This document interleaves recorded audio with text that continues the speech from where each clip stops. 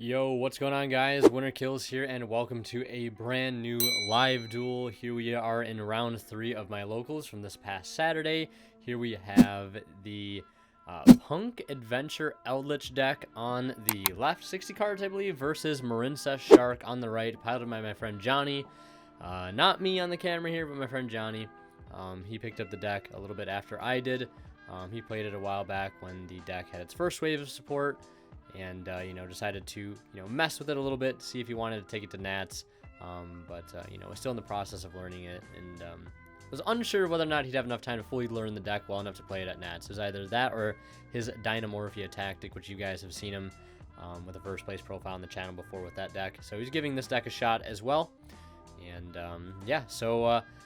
hope you guys enjoy this match. I was going to upload the test hand video today, but I figured I'll just hold it for tomorrow, because you get to see some gameplay footage first, and then I can show you guys the test hand video, 2 different players and their different perspectives, things like that. So my friend Nick here on the left going to be opening with adventure combos into Magician Souls, sending off 2 Eldlich traps. Kind of nice synergy there. Going to draw into Cursed and Nibiru. Kind of okay draws there, if I would have to say. And on top of that, having full access to the Eldlich engine is kind of crazy. So we're going to see him go ahead and activate the other effective Faithful here to go ahead and search and discard. I imagine we'll see him go for the Wandering Griffin Rider here, since that is already not in rotation. So we'll go ahead and add Griffin Rider, and then discard here. Probably discard Draco back. Just have it re-equip. I mean, I guess you could discard a trap, but discard's Cursed. Interesting. I was gonna say, Curse only gets its effect when I feel like you just send Draco back there. Is there no reason not to send Draco back? Am I missing something? I feel like sending Draco back just makes so much more sense, because having Cursed on field is just insane for grind game. But opting not to even equip Draco back here, and then we're gonna see it might be because he needs slots open spell and trap zones to set everything, but he's only setting 2 here, so you would have room for the Draco back. So setting Conk and setting Sanguine and passing on that. Yeah, I mean, maybe that could have been played differently. I don't know. But either way, we're going to see Marincess try to play into this board. This is going to be a tough board. We're going to see our Eldlich player here go ahead and shotgun the Sanguine, probably going for the Conquistador pop, just trying to clear the normal summon. Not nearly as effective as it used to be. This play can be pretty hard punished by just like a Spring Girl or a dive. And we're going to see Ash actually go ahead and trade with the Wandering Griffin Rider here too. So won't have to worry about an Omni Negate here. And then we're going to see Conquistador go ahead and pop the Seahorse. And does he have Spring Girl?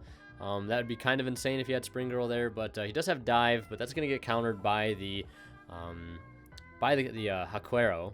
And we'll banish the Seahorse. And unfortunately, I don't think my man Johnny has anything else to keep going past that. Yeah, it just didn't really get punished. That was kind of like a little greedy play there. Just trying to interrupt everything immediately, because it could definitely been punished by Spring Girl, Abyss Shark, 100%. But we're on to a game 2 situation. Reminder, check out my affiliate link to TCG Player down in the description below. If you guys are buying anything on TCG Player, any cards, small but the revenue from your purchase will go right back in the channel and helps out a ton. And as you might be able to expect, Marincess going to take the play here in game 2. We're going to see him lead with the Blue Tang. And I think we might see a pretty common combo, one I've shown on the channel before, which is just Tang. But we're going to see Tang plus Abyss Shark, which is really strong. This is why I like the Abyss Shark engine so much in this deck, because it helps to beat Nibiru.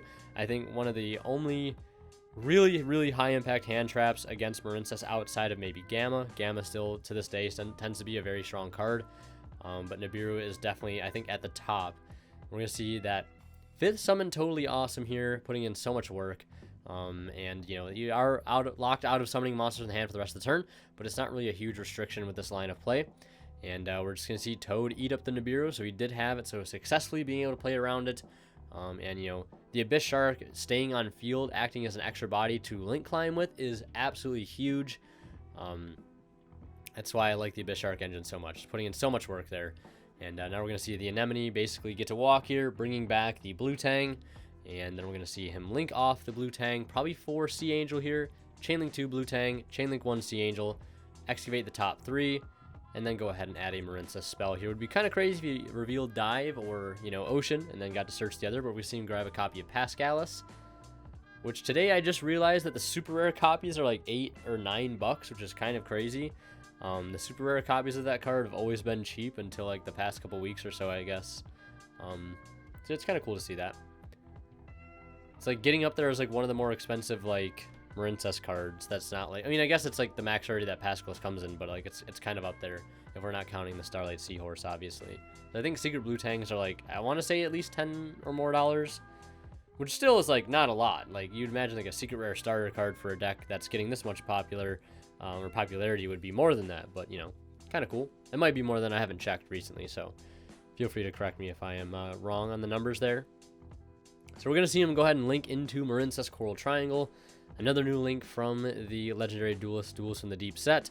Takes 2+ Marincess monsters to get into, and allows you to discard a water monster to go ahead and add a Marincess trap from your deck to your hand. So yes, it can search arguably the most powerful trap in the entire archetype, which is Marincess Wave. I guess if you rank the traps, I want to say like Circulation is probably just below it. I really wish there was a way to make Circulation viable, or if they came out with another Marincess trap that acted like a pop or something, like some form of spot removal, that'd be really cool too. Just so you can kind of get like use with the Coral Triangle later on in the game when you're reviving it off Anemone, being able to go ahead and search out another trap that has like a lot more utility, and is just as good as seeing Wave almost in the opening hand sometimes, because seeing it in the opening hand sometimes is not always great. But we're going to see him go ahead into the Dive, which will bring back Pascalis, and then he's able to link into the Link 4 here. So he could have done this a little bit differently. I don't think he had Mandarin. I think he wanted to try Mandarin out, but I think if he would have sent the Mandarin off of the Blue Tang, he could have not have to have used Dive. Sorry, I'm trying to speak properly here. And also could have gone for the Aqua Argonaut, since he had the Sleepy Maiden engraved to equip to it to make the negate live, but drawing cards is also pretty good too.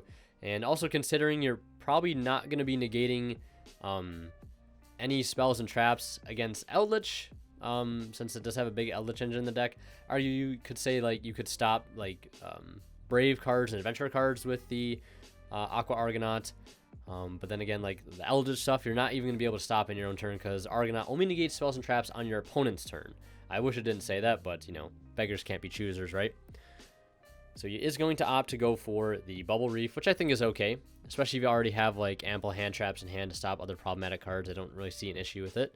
And you've got the Anemone equipped to it, so if the Bubble Reef goes, you do have access to some recursion, and also has access to Pascalis in the graveyard to recur things like Wave next turn or Dives, which we know is engraved. So we're going to see him normal summon Rox Rose, go ahead and search the Basil Rose Shoot. I see Ash, and I also see Foxy Tune in hand. We're not seeing him commit the Foxy Tune here to the board.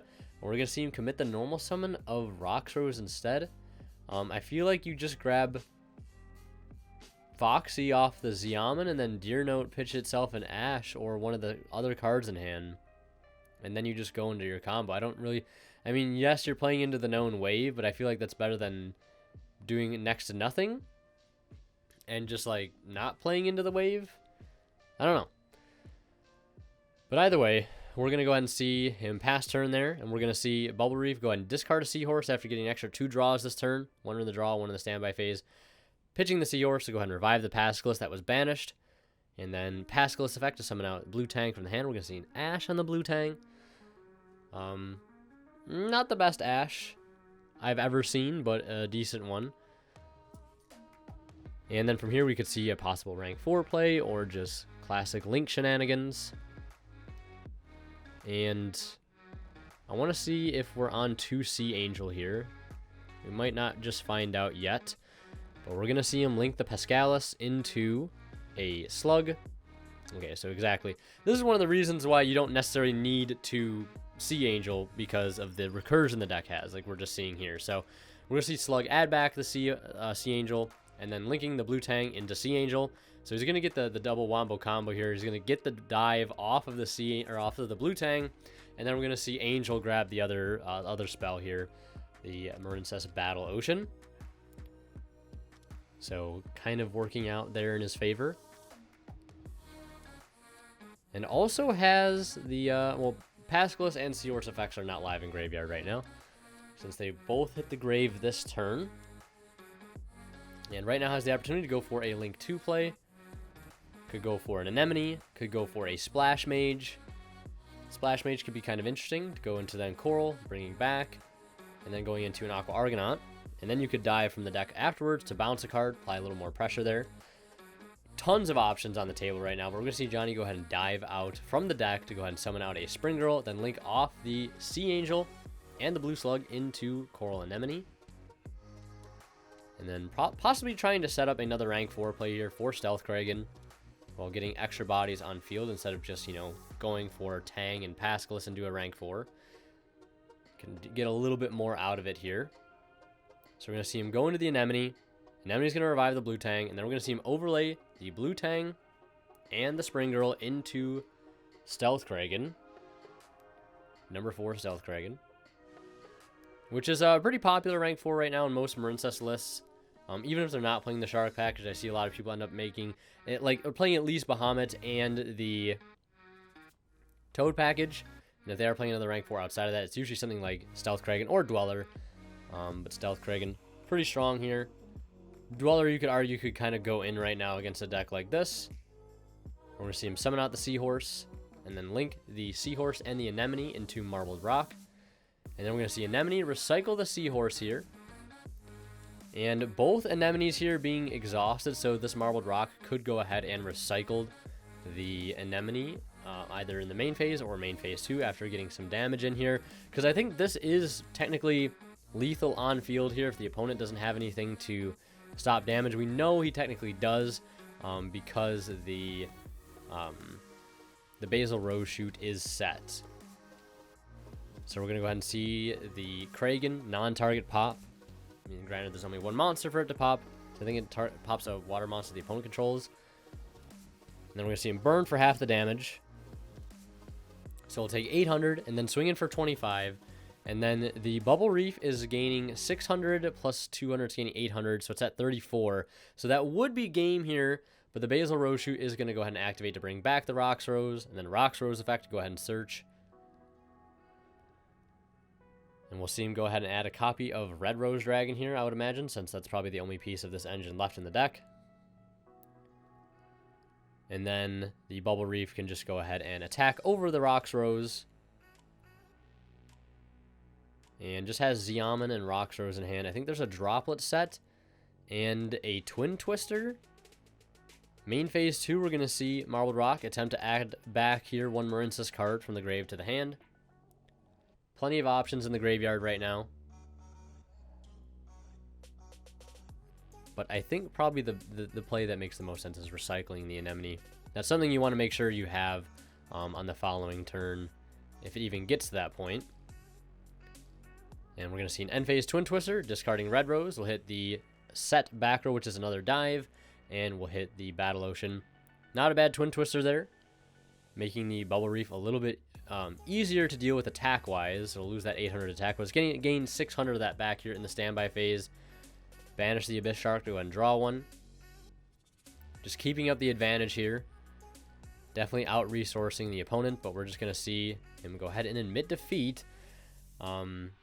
I guess never getting a good opportunity to use that Droplet there. But either way, we're going to do a Game 3 situation brought to you by Imperium Duelist. Guys, check them out at the link below. Don't forget to use my discount code WinnerKills10 off at checkout to save 10% off your entire order and support the channel in the process. So we're going to see Punk Adventurer Eldich go first here in Game 3. Not a shocker. We're going to see him activate Fateful, then Right to get Token. That'll trigger Fateful to go ahead and search Equip Spell. And I believe the other cards in hand are Deer Note, a copy of Effect Veiler, and one other card, which I can't exactly see what it is.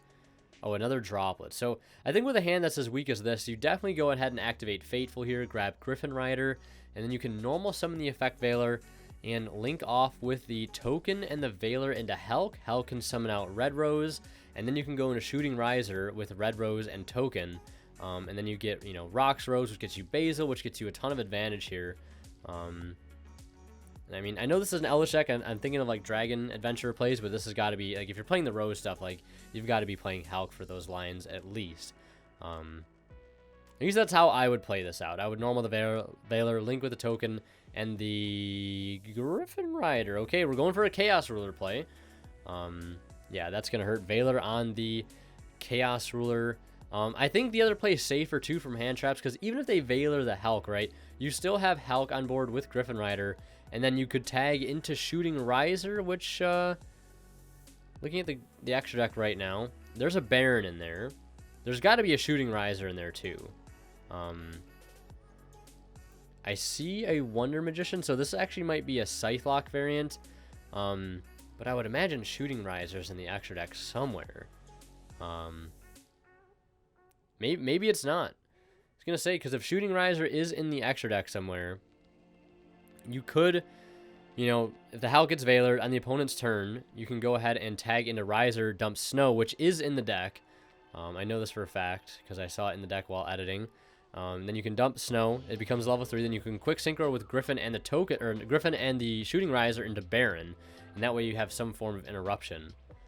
And you have Droplet too, so that's 2 interruptions. I mean, then so we're gonna see an evenly matched from a Marincess player. That's insane, especially with the token sticking around on field. And we're gonna see normal summon Blue Tang, and that's gonna signal the end of the game. We're gonna see Marincess take that one 2-1. Yeah, definitely maybe could have been played a little differently there at the end for our Punk Eldich player. Who knows? But yeah, hope you guys enjoyed, and huge shout out goes to our Divine Level channel members who are Tweeter0226, Pony Start, Cadillacs84, Justin Lamb, and HTH Cyber. Thank you guys so much for extremely kind and generous support, and just thank you to all of the channel members that support this channel as well. And yeah, thank you guys so much for watching. We'll see you in the next one.